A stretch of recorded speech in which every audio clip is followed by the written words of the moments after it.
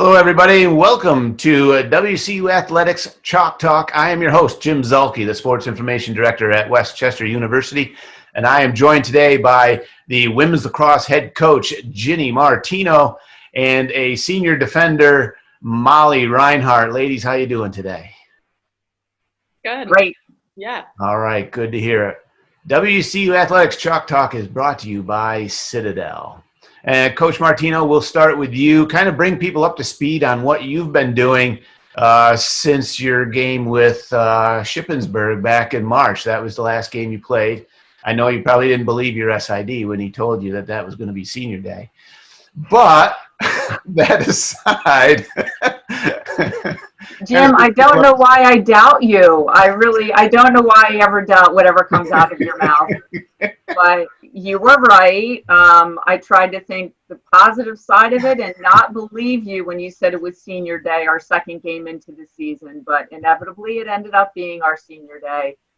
Wow, since then it was a whirlwind. Really, the first week was spent primarily trying to get my daughter, who was studying abroad in Barcelona, Spain, out of the country before we, didn't have an opportunity to get her out. So that first week was extremely stressful, as well as losing the rest of our season. So it was tough. But since then, just spending a lot of time with family, doing yard work, working around the house, things that I never get to do in spring because I'm never home. So it was eerie. It was just strange. We now have a COVID puppy. The puppy doesn't have COVID, but we rescued the puppy during COVID, and that's been a lot of fun and kind of taking our minds off of reality. But it's been an unusual spring for sure.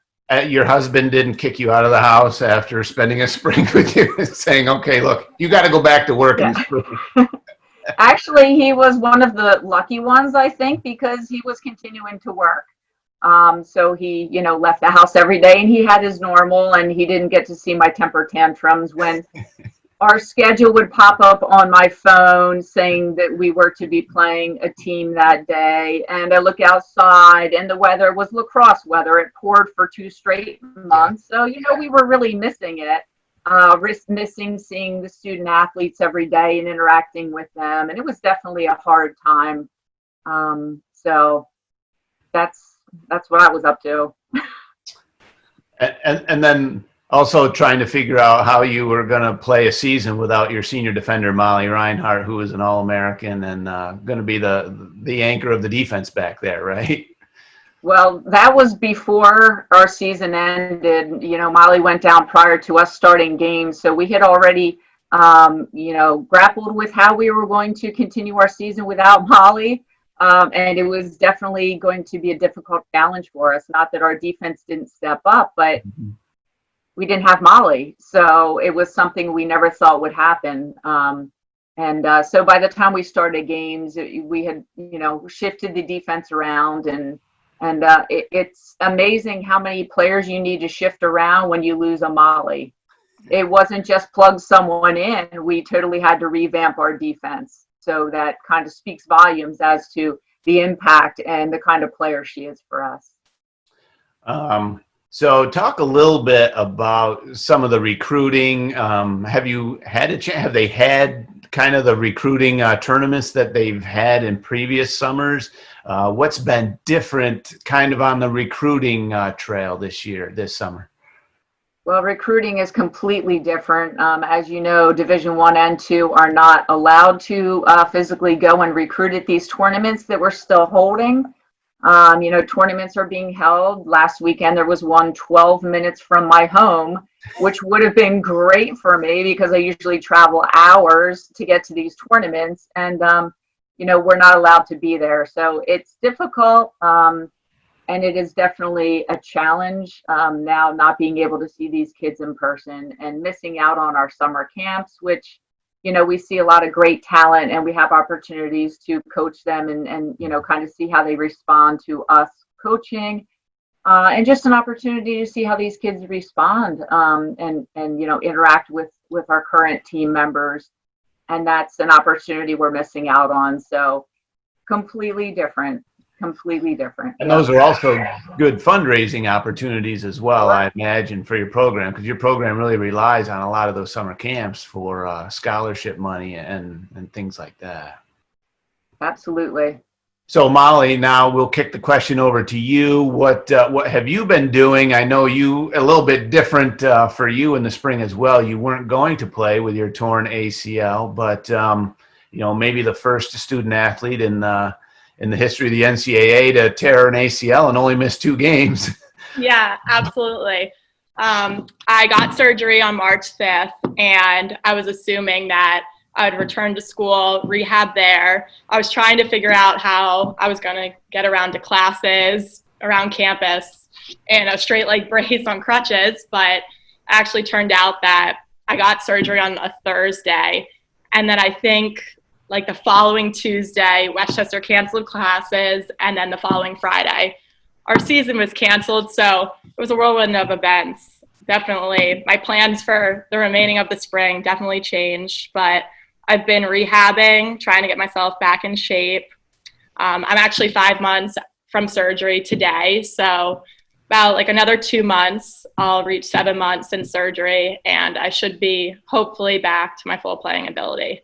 So Now, being one of the senior captains on the team, has it been difficult, or I should say, how difficult has it been for you to kind of keep the players motivated and to keep their spirits up, especially when you hear that the kids aren't coming back in the fall? You won't be able to do any what they call CARA, the countable athletic events and stuff like that, as you prepare for the spring season. How hard has it been for you to try to keep the team motivated and headed in the right direction?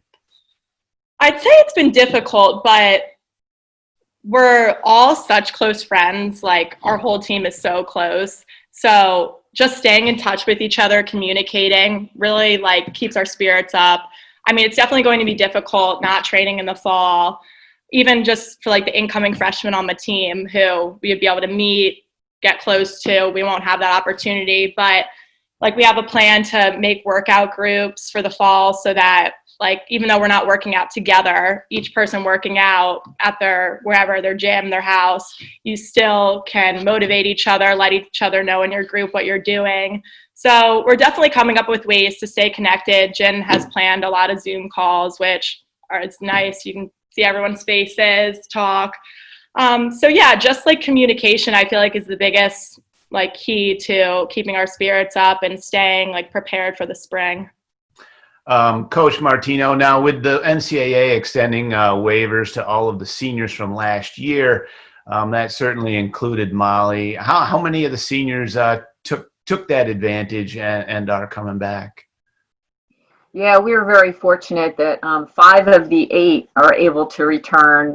They changed their schedules around, applied for grad school, did what they had to do in order to, make this season, memorable and be able to come back. Unfortunately, we are going to miss Nicole Martins, Brenna Lynch. They both took nursing positions in hospitals. And Casey Kelly, our other senior, is going to grad school in Villanova. So they're all off doing amazing things. But fortunately, we were able to return 5. So that's exciting for us. Talk a little bit about, I mean, you mentioned nursing. You've had a few of the other graduates go into the nursing program. Yeah. Kind of from a coach's standpoint, how proud are you that they go into that profession and are, on the front lines fighting the pandemic? I'm telling you, they're heroes. They're absolute heroes. I could not imagine putting myself into the situation that every day they're like basically running towards. They're working night shift. They're getting up extremely early. They're working, 14, 15, 16-hour days. And just the front lines, I'm so proud, really proud. And again, they're athletes, so they're tough.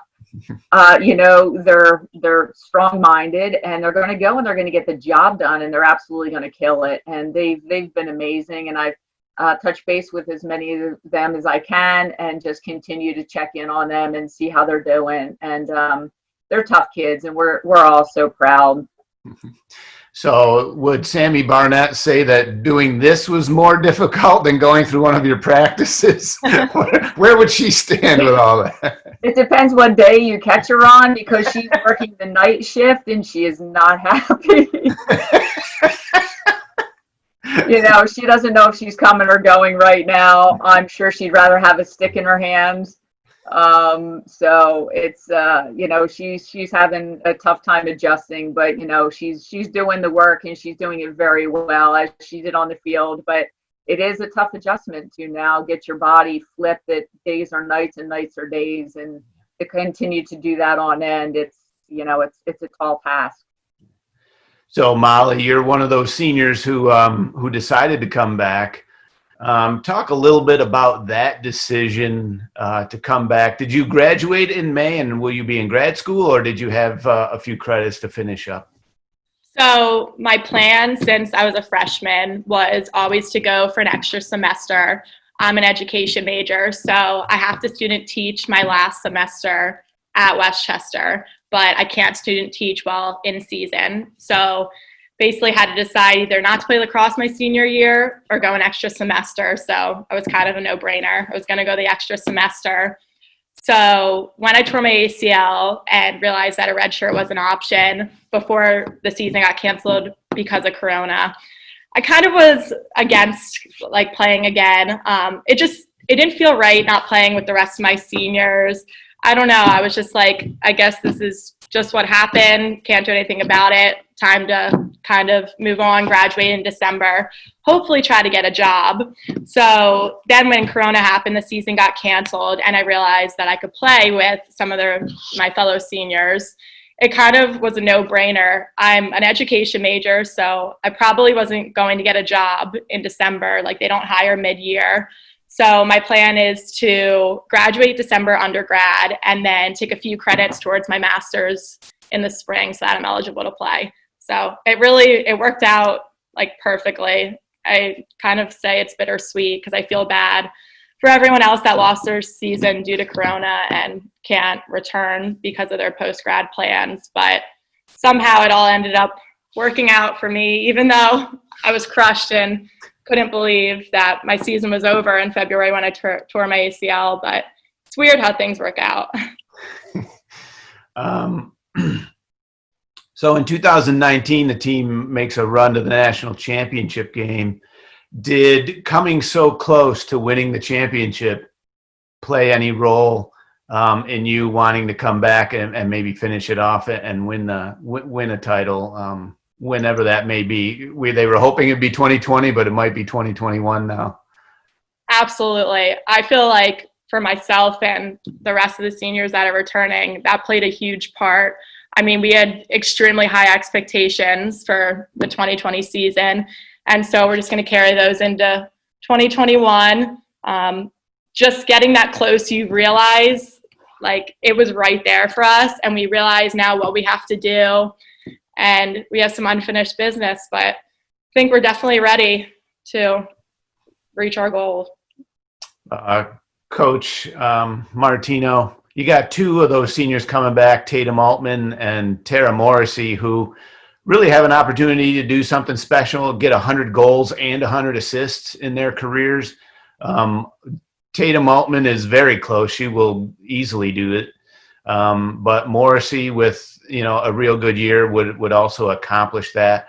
Talk a little bit. I mean, in your playing days, you were an attacker, and talk a little bit about how difficult it is to get 100 points in both goals and assists in a season, or in a career. I'm sorry.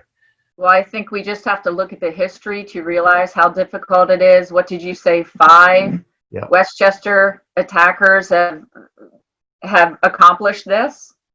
And just think back to all the All-Americans we've had and all the tremendous attack players at Westchester. And there's only been 5 players to accomplish this in their career. So I'm telling you, it's an amazing feat. And it's very difficult for defenders to defend an attacker who can both dish it out, and when you're, covering somebody else, they could just score it.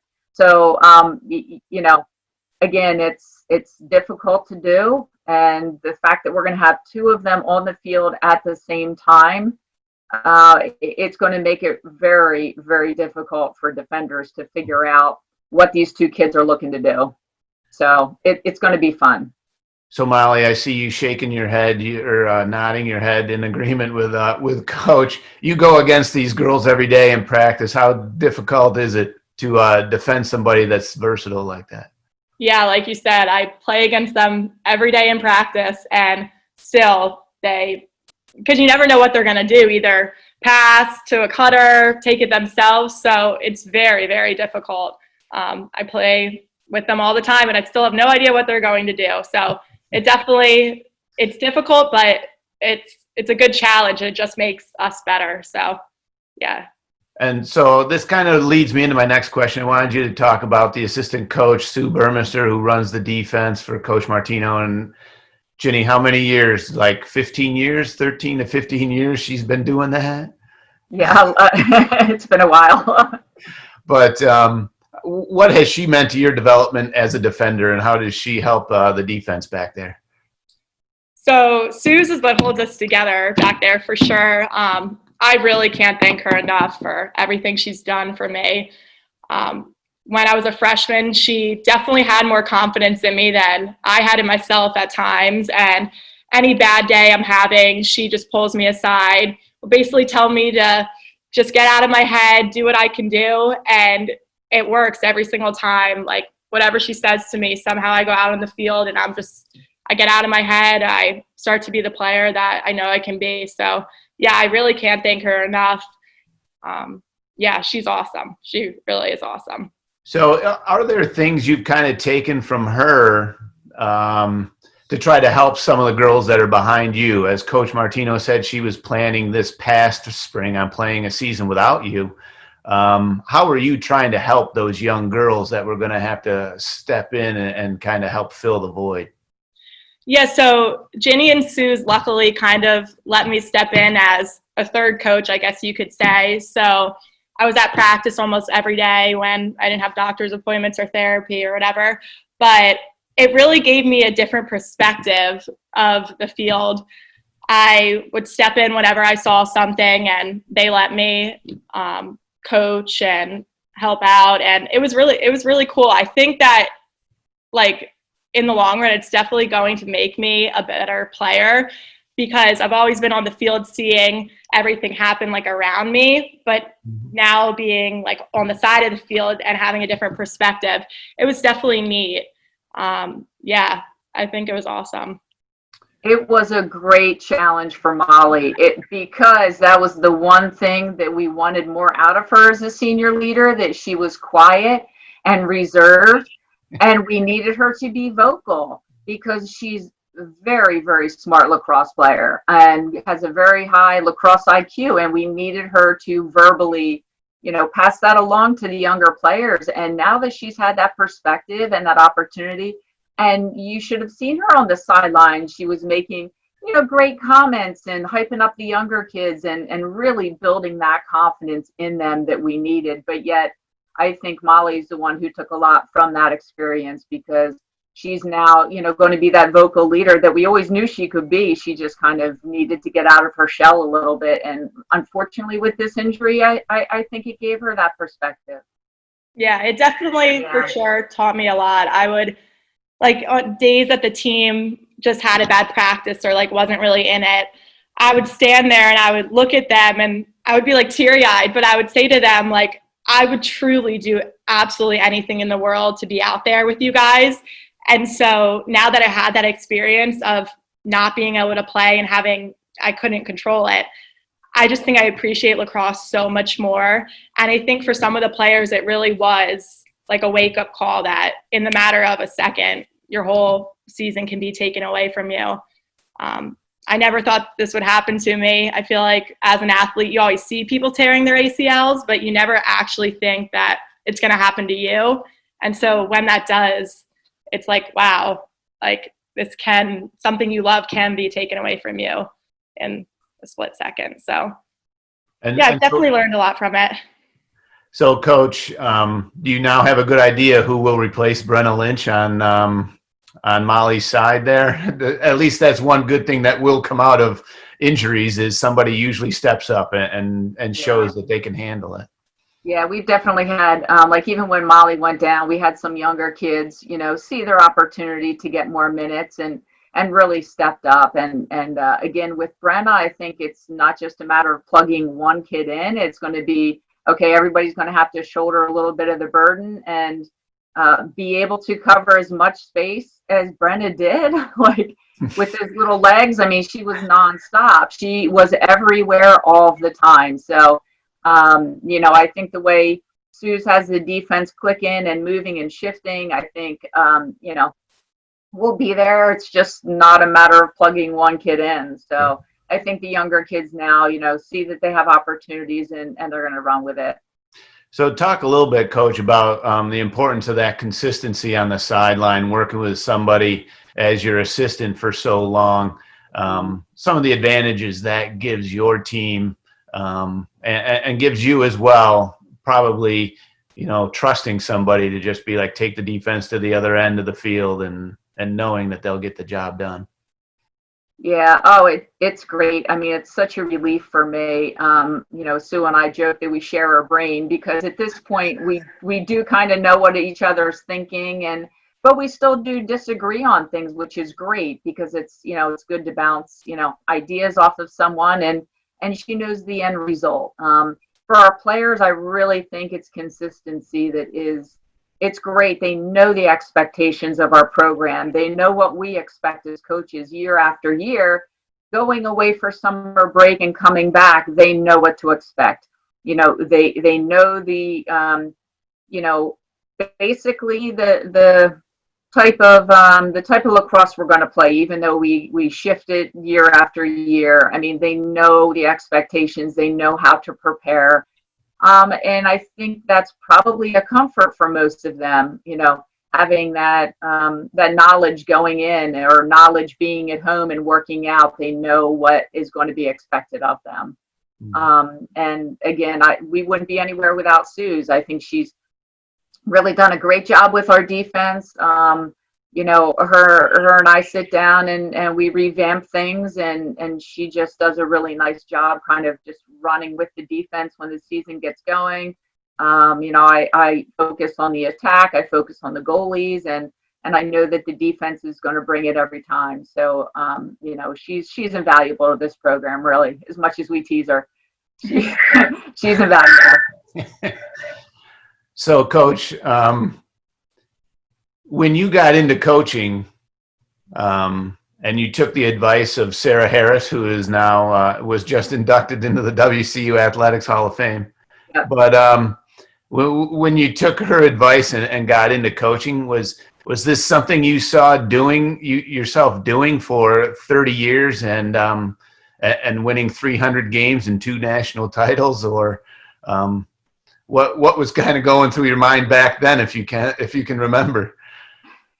Oh, pipe dreams, really. I mean, I never would have imagined that. I never would have imagined the joy that I get day in and day out from being around the student athletes and the athletic department and just Westchester as a whole. It's just brought my life so much joy. I could not imagine doing anything else. Maybe a sports information director, but other than that, coaching is, I just fell in love with it and never thought twice about leaving. So if you could go back in time and give your younger self some advice, outside of joining the Division I tournament as the top team in Division II and playing the number 1 team in the country in the first round with a brand new goalie, what's some advice you would give yourself? Oh, wow, that's such a great question. I think I would give myself the advice of truly be in the moment and enjoy every day of the season, because I find myself as a coach always preparing for the next game, the next competition, the next defense, and then always preparing for the end of the season, making a run at the PSACs and then making a national run. And I realize by doing that, how quickly the seasons fly by. And I want to stop and enjoy every moment with these silly groups that I have from year to year, and these student athletes that grow up just so fast, and you blink and then they're nurses, running the world. And it's, I think I just want to appreciate the today, if that's even a thing. So I'm sure Molly as a player would maybe say the same thing. We're always looking ahead, and we need to take more time to just truly enjoy. So Molly, kind of piggybacking off of that, how difficult is it from a player's perspective to take advice like that, but know that the next practice isn't on the schedule? You don't know when that will be yet. It's definitely difficult, but I mean, I'm hopeful that we will be playing in the spring, and just trying to stay positive, keep my hopes up, and I'm focused on rehabbing, getting back in shape. So I feel like with that, on my mind and stuff, I'm extremely hopeful that we'll season accomplish all our goals. So yeah. Coach, now another thing you've done over your career is you started the Lax for Life program for teen suicide prevention and awareness. And in recent years, mental health has become such an important part of a student athlete's life. What role do you think that foundation, the Lax for Life, has played in helping bring people, bringing that part of an athlete's life into the light? Yeah, I mean, I am super proud of all that we've done with Lax for Life. And I think the number one thing is it starts the conversation.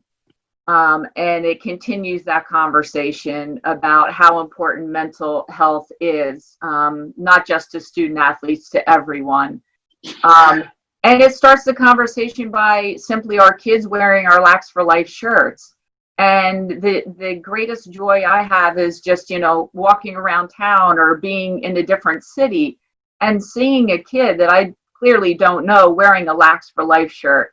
And knowing that, there's that support, and that people look at that shirt and they ask questions about it. And right there, it starts that conversation, and obviously raises money towards identifying teens at risk and then getting them and their families help. So Yeah, I wore my Lax for Life shirt to therapy today. Thanks, Molly. That's awesome. Yeah, right there, our kids are just amazing. They do what they can to help, and obviously that support is, what's going to spread the word. And were you surprised that it took off like it did? And from what I understand, even Division I and Division III schools have even really kind of jumped on board with it. Certainly a pleasant surprise if it was, but kind of go through your feelings on watching that program really grow. Yeah, when we first started it, it was solely a cause for our conference, the PSAC, to get behind. And the monies we raised, we wanted to keep in Pennsylvania because we were a Pennsylvania State Athletic Conference. So we started it sort of in our backyard, and we really wanted to grow it there before we took it to a national scale. And it was only took a couple of years, and we said, you know what, let's get other teams involved. And really other coaches did want to get their teams involved. They had, suicides that hit close to almost every team we talked to. So it was definitely something that the teams were aware of. They wanted to get involved. They were feeling helpless, and this was a way for them to, feel like they were doing some good and to raise some money, and knowing it was going to a good cause that would then have a ripple effect from Pennsylvania to all these other schools and these other foundations that we make donations to. So it didn't take long to grow, and now we have every division you can imagine involved in it, and getting their kids involved, and we're supporting foundations in their area, and having programs in local high schools and junior high schools. Like I said, being able to identify those teams. So it took off, and Yeah, it's amazing to see, and the support has been great. My leadership that I have, the girls working with me, they're all coaches on the side, and while that's their full-time job, this is their part-time job. So, we're all extremely busy come spring, but it's definitely worth the effort. And now, Molly, from a student athlete's standpoint, kind of talk about that mental health and the awareness, and because it has become such a big part of college athletics recently, and you're kind of going through that, and you've seen that explosion over your 4 years. Talk a little bit about what that's meant, paying attention to the mental health of the student athletes and how important that is. Yeah, so it's tremendously important. I think Westchester really does a great job of just educating their student athletes on mental health. We are constantly going to events about it. Yeah, I think just having like open communication between your team is extremely important. I feel like every single person on the team is extremely comfortable with each other. We all know that you could go to any single one of your teammates if you're having a bad day or a problem or anything. So I think just the open communication is extremely important, and just being aware and educated about how important mental health is.